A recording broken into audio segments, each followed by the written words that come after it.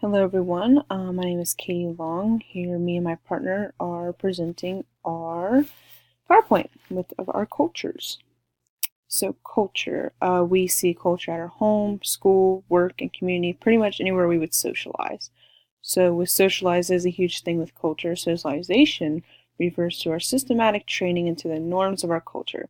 Socialization is a process of learning the meanings and practices that enable us to make sense of and behave appropriately in that culture. This is out of the book, the definition. So with that being said, we would like to take you into our different cultures. So first we're going to step into Saudi Arabia. On the right, well I guess, yeah, you're right. It's just a little info, the capital, the religion, which is, their main religion is Islam. Their language is Arabic, as well as they're ruled by a king. They were established in 1932, which really isn't that long ago if you want to put into perspective, as well as their population and currency, as well as a map of Saudi Arabia. So their education. Something that's really cool that I wanted to point out is their education is free at all levels, which is huge, and I hope one day America can, adopt that. It looks like male teachers are not permitted to teach or work at girls' school, as well as women are not allowed to teach or work at male schools. With that being said, students, male or female, are not allowed to attend school or college together. It looks like undergrad levels is also free for citizen. In addition, that government provides students with monthly salaries during their study at the university, which is amazing when you think about it. So they're meeting in Saudi Arabia. Men shake hands. Good friends may greet each other with a handshake and a kiss on the cheek. Women generally hug and kiss close friends, as well as men and women would not greet each other in public from outside the family, which is interesting because obviously here I greet both sexes, so very interesting to know that. So their marriage. So being married in Saudi Arabia, at the time of marriage, it is duty of the husband, not the bride's family, to pay for the marital gift. So, as well as the wife does not take her husband's name after marriage. So you can see if he gave an example of him and his wife, they do not have the same last name. So that's really interesting and pretty cool. They get to keep their names, don't have to go through all that struggle of changing everything. I will say the full support of the marriage is entirely responsible for the husband, even if the wife may be richer than he is. So that's interesting. As you can see the pictures on your left, the way they dress, the types of clothing they wear differ from one another.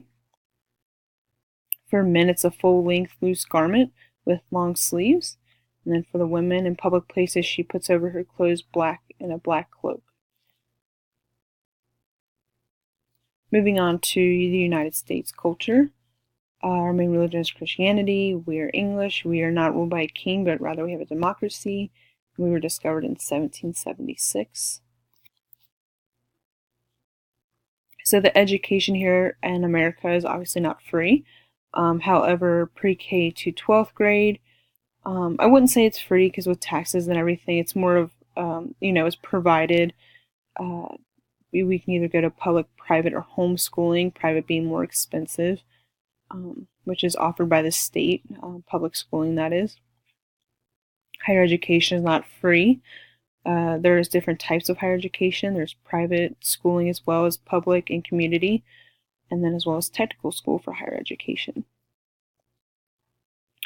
So with America, clothing and marriage, with America being such a melting pot and we have all these different cultures intertwining into one, there really isn't much traditions, and if there is, there's tons of traditions mixed into one to make it one of a kind.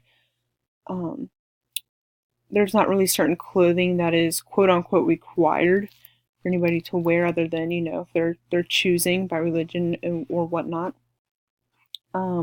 However, traditionally the bride's family does pay for the wedding, but like I said, with tradition starting to fade and change and become one of their own, the groom's family has started to, pay for more and whatnot. So it was your culture was a summer, but it came into our culture. So we are from different cultures. Thousands of miles separate us each, but that doesn't stop us from having common interest. We ended up at the same college, same community, and same education. Not only that, but we're in the same class and became group partners on the same project. Culture is important, diversity is important. We learn and grow from each other, and that's what makes life worth living, is learning and being able to do different experiences and getting to meet different people and learning and keeping an open mind. So thank you so much for watching our lovely presentation. Here's some references for you all, and I hope you have a great day and the rest of your summer.